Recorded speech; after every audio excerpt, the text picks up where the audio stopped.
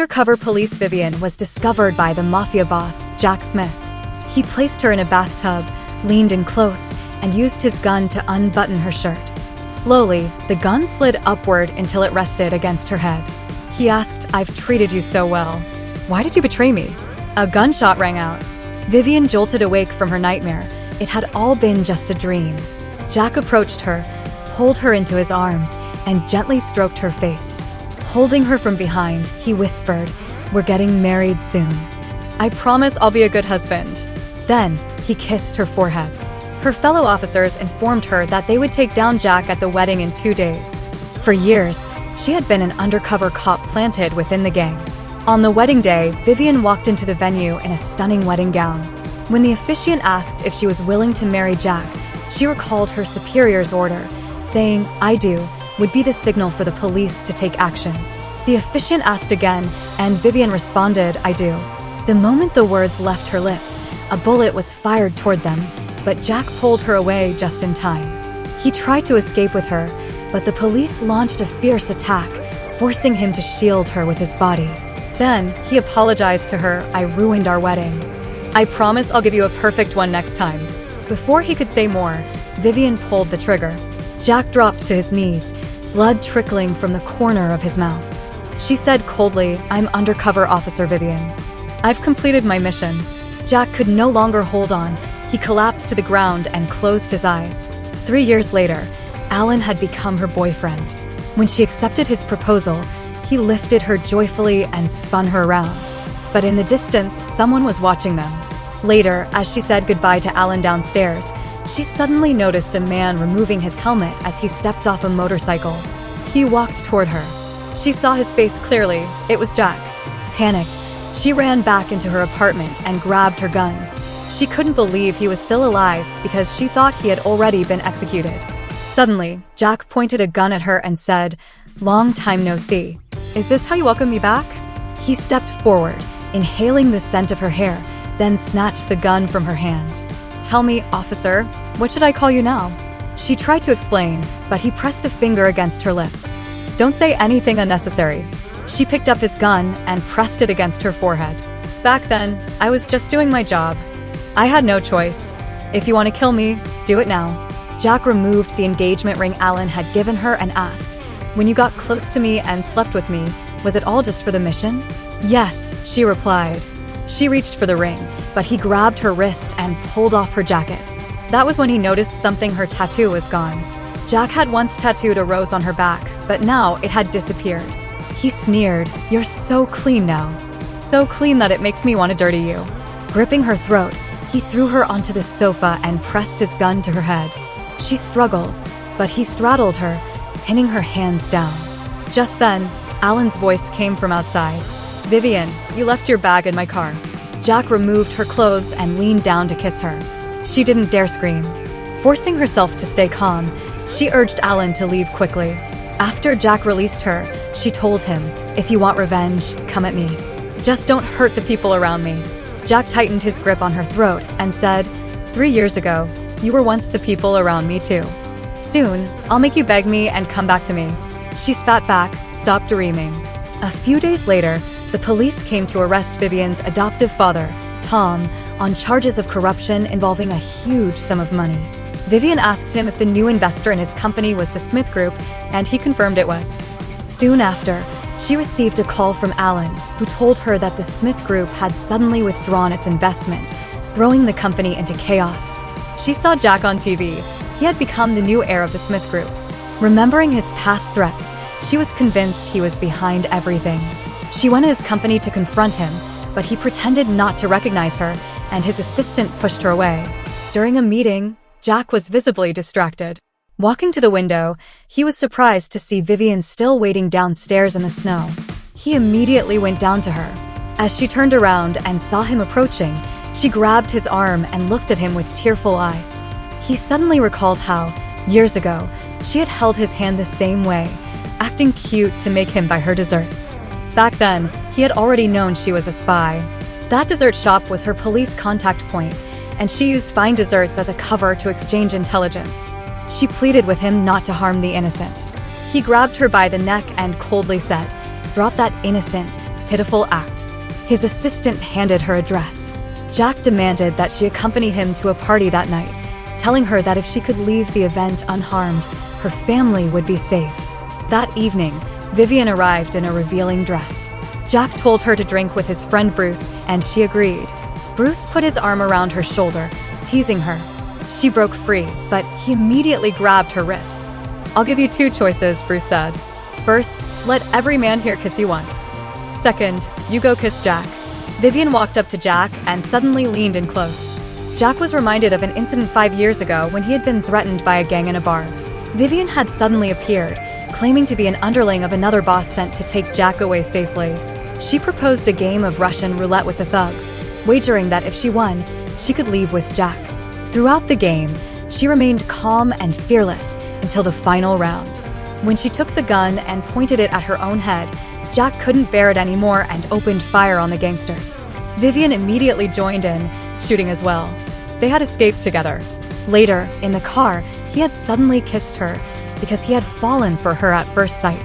Now, she grabbed his collar and kissed him passionately in front of everyone. Jack shoved her away, then stood up, seized her by the throat, and pressed her down onto the seat, forcefully kissing her. She couldn't break free, and everyone around them watched in silence. Afterward, Jack took Vivian away. Olivia was jealous because she had always liked Jack. Meanwhile, Bruce was in a bad mood and emptied his glass of liquor. Jack pushed Vivian into the elevator and held her tightly in his arms. She struggled, but he asked, "Others can touch you. Why can't I?" She pleaded with him to stop, but he said coldly, "In what capacity are you begging me? As my wife or someone else's fiancé? Your fiancé, Alan, is facing a financial crisis in his company, and he's been desperately asking me to invest and help him out." Just then, Alan called Jack, saying he had arrived at the bar's parking lot and suggesting they meet later to discuss their collaboration. Jack ran his hands over Vivian's body and asked, "If your boyfriend saw you like this, what would he think?" He kissed her passionately as the elevator descended to the underground parking lot. The moment the doors opened, she immediately hid behind him, begging him not to expose her. Alan spotted Jack in the elevator. Jack picked Vivian up in his arms and said to Alan, "I'm drunk. Let's reschedule." After saying that, he carried Vivian out of the elevator. She kept her head down, afraid of being recognized by Alan. After placing her in the car, Jack pinned her down on the seat. He told her, "I'll have your father released. But from now on, you belong to me, my plaything." Then he kissed her deeply. This time, she chose to surrender. Bruce felt that Jack had disrespected him tonight and ruined his party, so he planned to take revenge. Meanwhile, Vivian's superior informed her that the newly appointed president of Smith Group had never been involved in illegal dealings. He and the mafia boss Jack were not the same person. They merely looked alike. However, Vivian didn't believe it and decided to obtain his hair and blood for a DNA test. Just as she hung up the phone, she was kidnapped. She soon discovered that Bruce was the one behind it, and Olivia had also been captured because she had publicly claimed to be Jack's girlfriend. Bruce ordered his men to pin Olivia down, intending to humiliate her and record a video to enrage Jack. However, Vivian intervened, saying, "I'm just Jack's plaything. I hate him even more than you do. I already have someone I love, and I'm about to get married. I have a better idea. Let's destroy Olivia's face. I'll do it myself. You men shouldn't get involved." Bruce agreed and cut the ropes binding her. Vivian lit a lighter in front of Olivia, but subtly signaled for her to escape. Taking the hint, Olivia broke free and ran. Vivian then kicked over a gasoline barrel and set it on fire, blocking Bruce's path. However, as Olivia reached the exit, she deliberately locked Vivian inside. Bruce recaptured Vivian, and Olivia, witnessing her suffering, became terrified. She immediately called Jack. Shocked by what he heard, Jack rushed to the scene with his bodyguards. When he arrived, he kicked open the metal door and charged inside despite the raging flames. He knocked Bruce to the ground with a punch. As he approached Vivian, she lost consciousness. When she woke up, she found herself in a hospital, with Jack holding her hand as he slept. She knew he was a dangerous man, but being by his side made her feel strangely safe. 5 years ago, she had earned Jack's trust and became his woman. A mafia boss named James had offered her a suspicious cigarette. She hesitated, unsure whether to refuse, but Jack snatched it away and pressed the burning tip onto James's arm. He told James, "She's my woman. Don't touch her." Later, in the car, Jack had told her, "I was adopted by my father, Eric. I had no choice. If I wanted to survive, I had to follow him. But I will always protect what's mine." Vivian reached out to touch Jack's face, but he suddenly woke up and asked, "What are you doing? Do you still care about me?" She pulled her hand away and denied it, but Jack told her, "If you say you still love me, I'll let go of everything that happened before." He leaned in to kiss her, but just then, she heard the voices of her adoptive father and fiancé, Alan, approaching. Panicked, she pushed Jack away. When they entered the room, Vivian lied, saying that Jack had merely passed by and saved her life. Her adoptive father shook Jack's hand in gratitude and noticed his tattoo. Not long after, Vivian received a text from Jack, ordering her to come downstairs within 5 minutes. She quietly left the hospital room, but Alan woke up and realized she was gone. So he grabbed a blanket and went to look for her. Jack took off his coat and draped it over Vivian's shoulders. She resisted, but he touched her face and ordered her to obey. He asked if she had truly fallen in love with Alan, but she refused to answer. Enraged, he lifted her onto the corridor railing, terrifying her. He tried to force a kiss on her, and at that moment, Alan happened to see everything. Jack stroked Vivian's hair, then carried her away. Alan watched their retreating figures, his expression complicated. Jack carried Vivian to his car and said, "I'll give you 2 days to break up with Alan." He was so close to her. Alan turned away, closed his eyes, and then sat down on the ground. Vivian pushed Jack away and slapped him hard, calling him a bastard. He told her, "You and I are the same, trapped in darkness yet yearning for the light." It's ridiculous. When Olivia woke up, she found her hands tied. She thought Jack had come to save her, but he asked coldly, "Why are you completely unharmed?"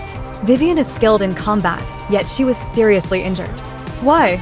Olivia tried to shift the blame, but the gang members testified that she was the one who had locked Vivian inside the factory. Jack grabbed Olivia by the throat. She asked him, "Aren't you curious about what Vivian said after being kidnapped?" She played a video of Vivian confessing her feelings for someone else and then mocked Jack, "You're protecting her, but in her eyes, you're nothing." Jack simply replied, "So what? I don't care who she loves." Then the gang members surrounded Olivia and humiliated her. Alan took Vivian to a bridal shop to try on wedding dresses. When she stepped out in the gown, he was mesmerized. As she spun around, she nearly lost her balance, and he caught her, whispering, "Don't fall for someone else, okay? I want to build a home with you." She hugged him back, but suddenly, she saw Jack standing outside the shop, watching them. Startled, she quickly let go of Alan. Inside the fitting room, Jack forcefully kissed Vivian and deliberately pulled open the curtain, letting Alan see everything. Alan tried to step forward, but Jack's bodyguards restrained him. Jack held Vivian from behind and ordered her to tell Alan what their relationship was. She begged him to let Alan go, but Jack merely sniffed her hair and told Alan, "She used to be my wife." Then, he kissed Vivian again, and Alan shouted in rage, rushing to punch him. Enraged, Jack ordered his men to beat Alan up. Vivian cried and pleaded with Jack to stop, but Alan refused to back down, pointing a finger at Jack. This only angered Jack further. He pulled out a gun and aimed it at Alan. Vivian immediately stepped in front of Alan, shielding him. Jack's expression darkened with disappointment. He said, 3 years ago, you shot me in the chest, do you remember? But now, you're willing to take a bullet for him." Vivian knelt before him and said, "It's all my fault. But please, let him go." Jack was reminded of 3 years ago when Vivian had visited him in prison. Even though he already knew of her betrayal, he had still told her, "I don't blame you. Please take care of yourself and the baby. Wait for me to get out."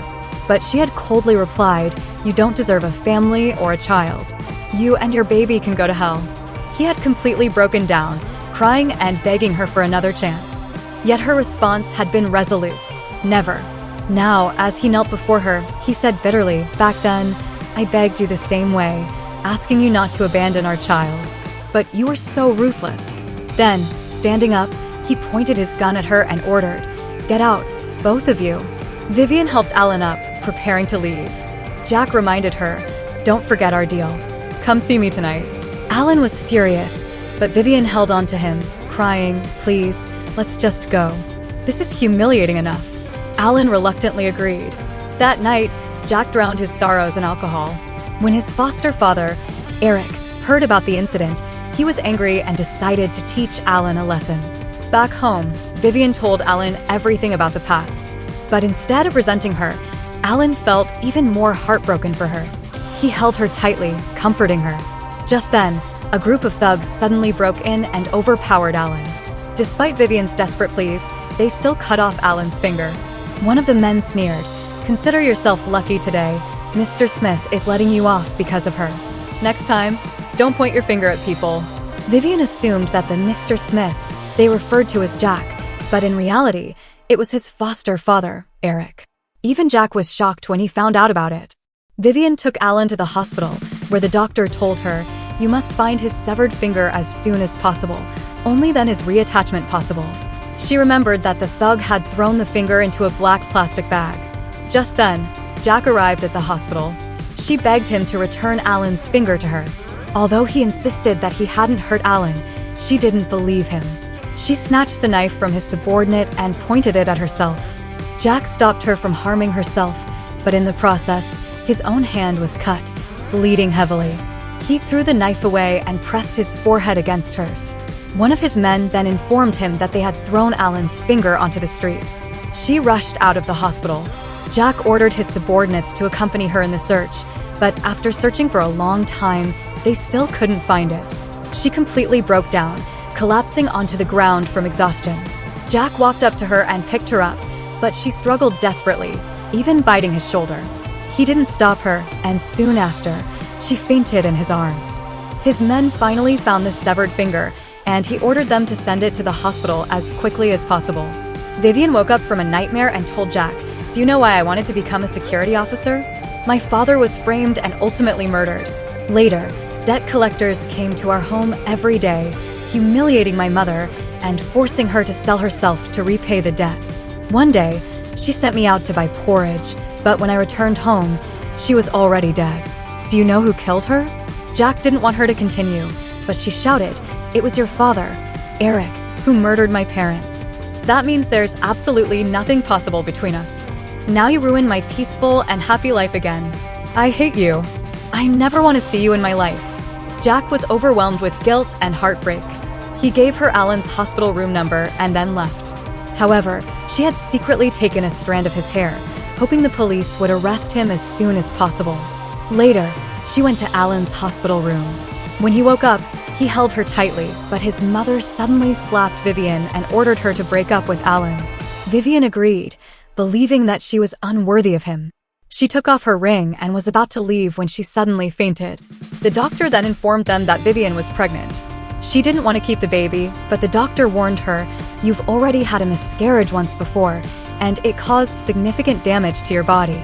If you undergo another abortion, you may never be able to conceive again."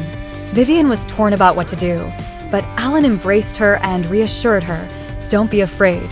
I'm here, and I will respect whatever decision you make." Vivian decided to have an abortion, but the male doctor was actually Jack's man and immediately informed Jack. Just as Vivian was taken into the operating room, Alan suddenly rushed in and stopped the procedure. He believed she had done nothing wrong and shouldn't be deprived of the right to be a mother. He proposed that they elope to another city and start a new life together. Then they got into a taxi and headed to the airport, but Jack intercepted them on the way. Holding Vivian tightly, he asked, "You're carrying my child, yet you want to run away with another man?" Jack tried to take her away, but an enraged Alan struck him on the forehead, injuring him. Later, at home, Vivian treated Jack's wound. He pulled her into the bathtub and kissed her passionately for a long time. When she woke up, she picked up the blood-stained cotton swab from the table. Now, all she wanted was to escape from this man. Jack's DNA test results came out, and the female officer arranged to meet Vivian at a cafe. When she tried to escape, her car was soon blocked by Jack. She stepped on the gas and charged forward, forcing Jack to give way. Successfully, she escaped. Later, Alan handed her Jack's DNA report, explaining that the female officer had an urgent matter and had entrusted him with delivering it to her instead. He told her, tomorrow, Jack's adoptive father, Eric, will be conducting an illegal transaction at the docks. I've already contacted the security forces. They will arrest him. Meanwhile, Eric brutally whipped Jack, berating him for losing focus because of a woman. When Vivian noticed the whip marks on Jack's body, she couldn't help but feel both heartache and concern. Jack teased her, "Do you want to see my wounds? I'll take off my clothes and show you." Embarrassed, she quickly ran away. The next day, Vivian disguised herself as a seductive dancer to lure Eric. She recalled what Alan had told her. "We still don't have enough evidence. Unless we can obtain the password to the Smith Group's safe, we won't be able to convict him." Eric has a tattoo on his lower back. It's related to the password. With this in mind, she deliberately sat on Eric's lap. Just as she was about to knock him out, he suddenly grabbed her hand and injected her with a drug. She quickly lost consciousness. Removing her mask, Eric recognized her as the police officer who had attempted to take him and Jack down 3 years ago. When Vivian woke up, she found herself kidnapped by Eric. He strapped a timed bomb to her body and locked the door. Alan arrived but provoked Eric, who, in a fit of rage, activated the bomb's countdown. Alan decided to look for the key to unlock the door. Moments later, there was a loud banging sound from outside. Vivian thought Alan had returned, but suddenly, she heard Jack's voice. She ordered him to leave, but he kicked open the metal door and rushed inside. With only seconds left, he untied the ropes binding her and threw the bomb away. The explosion's shockwave severely injured him. Vivian removed his mask and saw blood pouring from his mouth. Tears streamed down her face as he gently touched her cheek and asked, "Does it hurt?" Then, he collapsed in her arms. When Alan arrived, he found Vivian cradling Jack, sobbing uncontrollably, begging Alan to save him. A few days later, she woke up in the hospital. A nurse informed her, "Your baby is fine." Jack woke up from his coma and has been taken into custody. The police have gathered enough evidence to sentence him to death. After the nurse left, Vivian clutched her chest, overwhelmed by heartache. Then, she overheard a conversation between Alan and his subordinate in the hallway. To her shock, she discovered that Alan had known Jack's true identity and that he had never genuinely committed any crimes.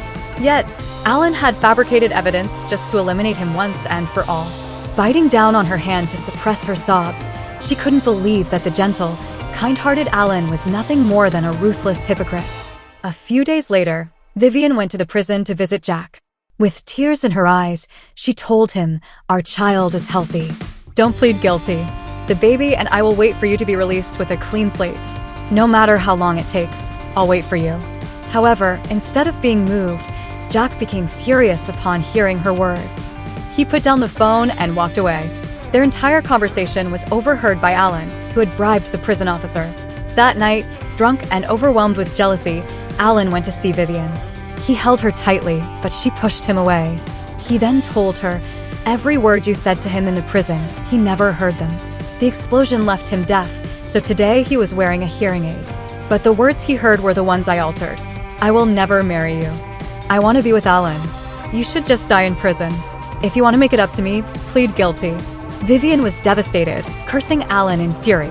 But he showed no remorse, insisting that he had known her longer than Jack and that he deserved her love more.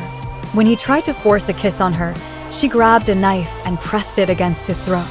The police then arrested Alan, charging him with intentionally harming an officer and illegally forging classified documents.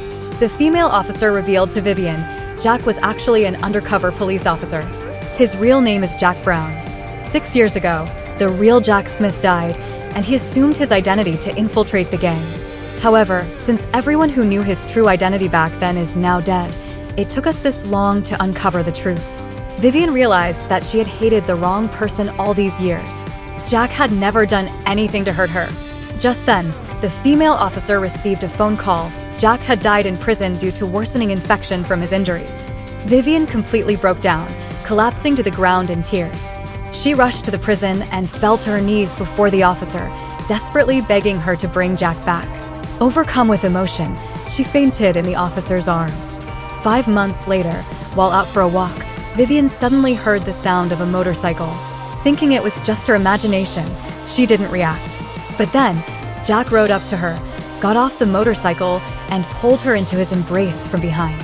She finally realized that he was truly alive. Overwhelmed, she touched his face and even pinched his cheek to confirm it wasn't a dream. Crying, she asked why he had stayed hidden despite being alive. Jack answered, "I had no choice. This was the final step in the anti-crime operation. Only if Jack Smith was declared dead could the remaining forces be completely eradicated. Vivian clung tightly to him as he whispered, "Back in prison, I read your lips. You said you would wait for me." But the message I heard through my hearing aid was completely different. That's when I knew someone had tampered with it. Under the warm sunlight, he kissed Vivian. Finally, they could open their hearts and love each other.